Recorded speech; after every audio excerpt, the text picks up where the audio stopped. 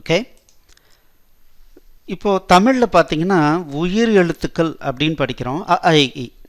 அடுத்தது மெய் எழுத்துக்கள்னு படிக்கிறோம். மெய் எழுத்துக்கள் அப்படிங்கிறது என்னென்னா புள்ளி வச்ச எழுத்துக்கள். என்னென்னா இக்கு, இங்கு, இச்சு, இஞ்சு, இட்டு, இன்னு, அந்த சீக்வன்ஸ் என்ன சொல்கிறோன்னா மெய் எழுத்துக்கள். ஏன் மெய் எழுத்துக்கள்? மேலே புள்ளி வச்சு எழுதுகிறோம். அப்போது நம்ம இங்கே வந்து எடுத்தோன்னே அந்த புள்ளி வச்சு நம்ம பார்க்கவே இல்லை. மெய் எழுத்துக்கள் அப்படின்னா இதை எப்படி நம்ம மெய் எழுத்துக்களாக எழுதுறது?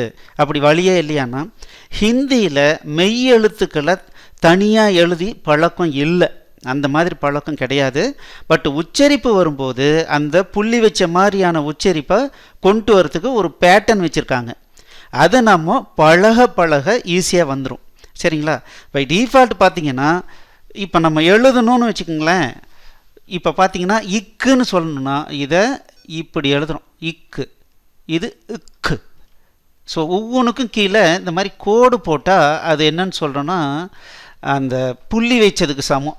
சரிங்களா? பட் இப்படி ஒரு பேட்டர்ன் நம்ம அதிகம் உபயோகப்படுத்தவே மாட்டாங்க ஹிந்தியில். அதனால் நம்ம இக்கு, இங்கு, இச்சு அப்படின்ற மாதிரி ஹிந்தியை நம்ம படிக்கலை. பட் இப்படி தான் ஆரம்பத்தில் எழுதுனாங்க. அதாவது பார்த்திங்கன்னா கீழே இந்த கோடு வர மாதிரி எழுதுனாங்க. ஸோ இதை பற்றி நம்ம அதிகம் யூஸ் பண்ண மாட்டோம். பட் புள்ளி வச்ச மாதிரி படிப்போம்.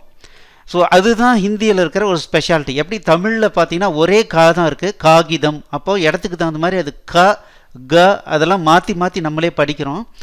அதே மாதிரி ஹிந்தியில் புள்ளி வைக்க மாட்டோம். அப்போது இடத்துக்கு தகுந்த மாதிரி இந்த இடத்துல புள்ளி வச்ச மாதிரி படிக்கணும், இந்த இடத்துல புள்ளி இல்லாத மாதிரி படிக்கணுங்கிறத பை ப்ராக்டிஸ் நம்ம கொண்டு வந்துடுவோம். அது ரொம்ப கஷ்டமான விஷயம் கிடையாது.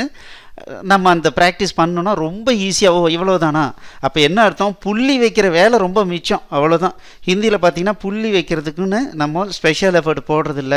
நார்மலாக எழுதுகிற மாதிரி எழுதுவோம். பட் இடத்துக்கு தகுந்த மாதிரி அது புள்ளி வச்ச மாதிரியாக புள்ளி வைக்காத மாதிரி படிக்கணுமாங்கிறத நம்ம படிக்கும்போது அதை பேசும்போது அதை மாற்றி பேசுவோம். சரிங்களா?